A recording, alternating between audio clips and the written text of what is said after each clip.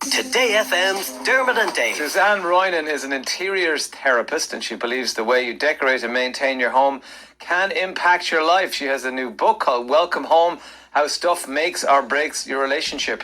She's on the line now. Good morning, Suzanne. Good morning, Dermot and Dave. It's so great to be here. And great to chat to you. How is our decor ruining our love lives? Can you please explain? So I just want you to picture yourselves walking in to somebody else's home and you can feel that they have just had a row. There's nothing obvious, there's nothing out of place. They're being very nice to one another, but you know that's about the energy of a home. And the thing is, when we're living in a home where things aren't quite right all the time, it becomes our normal. We live on the edge, we feel uncomfortable. And that's one of the key things. It's about the energy of the home that either supports you or it doesn't. And I'm all about people having the most supportive home that they can have. So in terms of relationships, I think that should always start in the bedroom. And the bedroom is a place for rest and romance. And if your bedroom doesn't make you feel those things, then you're not in a good place. What if the bedroom is fine, but it's the person who's in the bedroom with you is the issue? Or in my case, the four others in the bedroom with us. Yeah, that's not always helpful. I always think that a bedroom should really be just for the couple who share it. You know, it shouldn't be full of the kids' pajamas and dog toys and, you know, the accounts under the bed. You know, it should just be about the couple. Or indeed, if you're single and you'd like to be in a couple, you should be thinking about creating a space where you would really feel good about welcoming somebody in. You don't want to be embarrassed at the thought of, you know, inviting that gorgeous person home and then thinking, oh my God. Is it true that you should, if you don't have a partner but you would like a partner, that you should set up a bedside locker, a kind of an empty one, clear of clutter, that so that the person can effectively, you know, you can manifest that person into that space? Absolutely. And, you know, a lamp on their nightstand, preferably one that matches your own. Space in the wardrobe. Come on now, Stan, for a phantom non-existent lover. Absolutely. You know, you want to be able to welcome them in. What colours should we be looking at to enhance the possibility of good vibes? Okay, well, I would always recommend avoiding grey because if you're in a grey bedroom, you're often feeling quite flat, quite depressed. You're waking up, it's like you're in fog or a rainy day.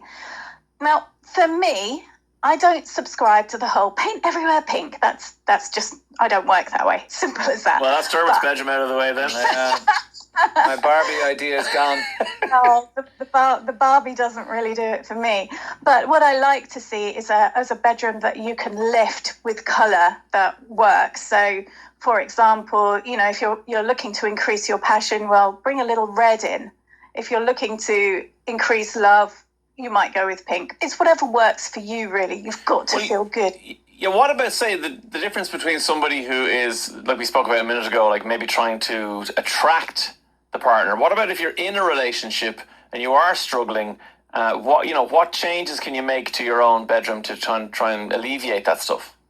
I think you've really got to look around it. How does it make you feel? If you feel fabulous when you go in there, that is a really great start. But if you've got your wardrobe's bursting with stuff, everything's in the way, you've got the boots stacked in the corner, you've got the laundry, that's not going to make you feel good. So the first thing I do is just to say, look, get anything that does not have to be in the bedroom out of the bedroom. Find somewhere more suitable for it. And then start looking at clearing the surfaces so that when you go in there, you haven't got that sort of mind clutter that's affecting every part of your life. It's just about you and them. Is it true that peach and apricot colours can trigger infidelity? I have had that experience, yes. Not just once. How would that happen? And why are those colours to blame? Do you know, I have not the foggiest idea. It's just sort of 25 years of experience. I go into a room and it's that sort of peachy apricot colour and, you know, somebody's sitting there sobbing and telling me that their partner's run off with somebody else. And, you know, if it had just happened once, I'd have put it down to bad luck. But, you know. Where do you stand on televisions in bedrooms? Personally, I wouldn't ever have a TV in a room. I think the bedroom should be very much a sanctuary, very much a space that's just dedicated to the two of you.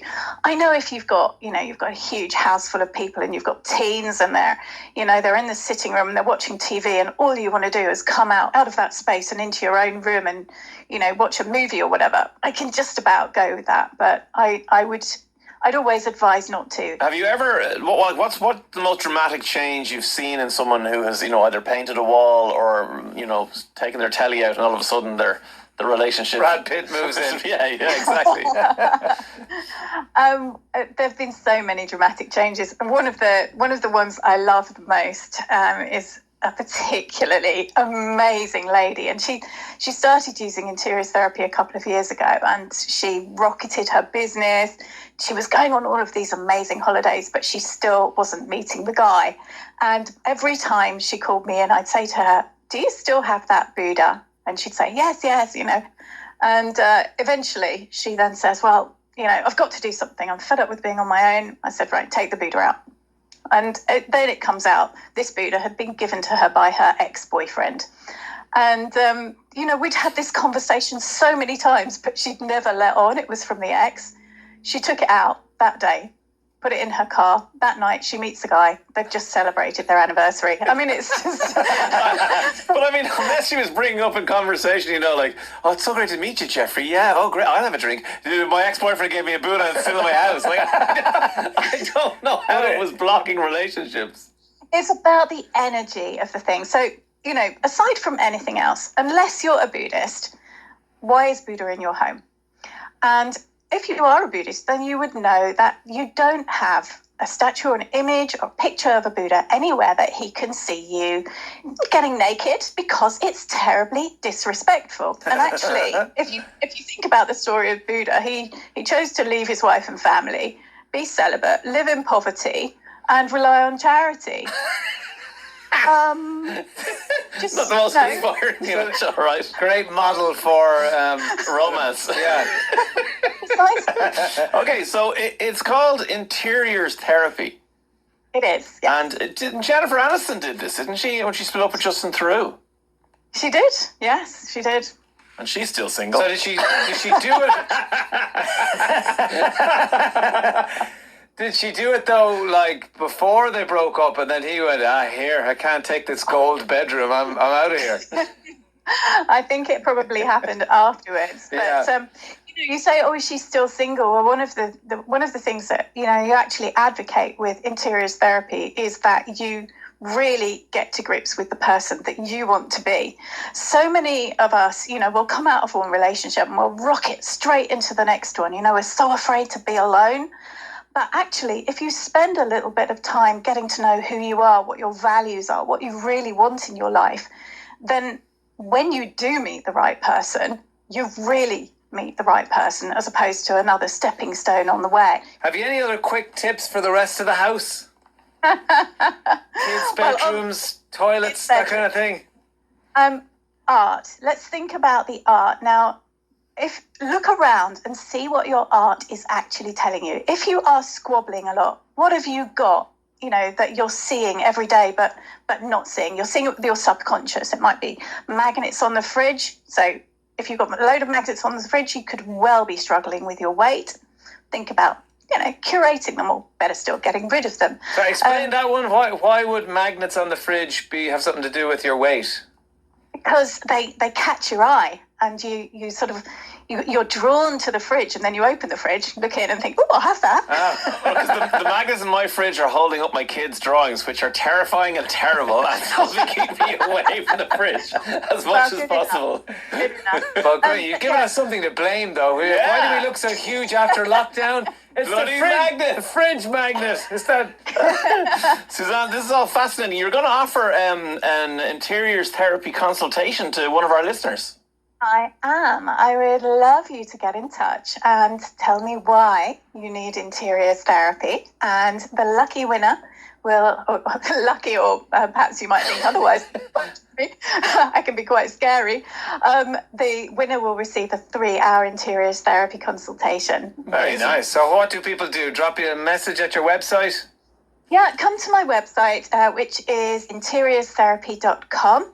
page, drop me an email, make sure you let me have a phone number and we will contact you. And guys, I'll let you know the outcome. Brilliant. Fantastic. Well, we're going to start in here by painting everything peach. Just to see what happens. Suzanne Roynan, thanks so much. You are abundantly welcome, guys. Thank See you later. you. Bye. Bye.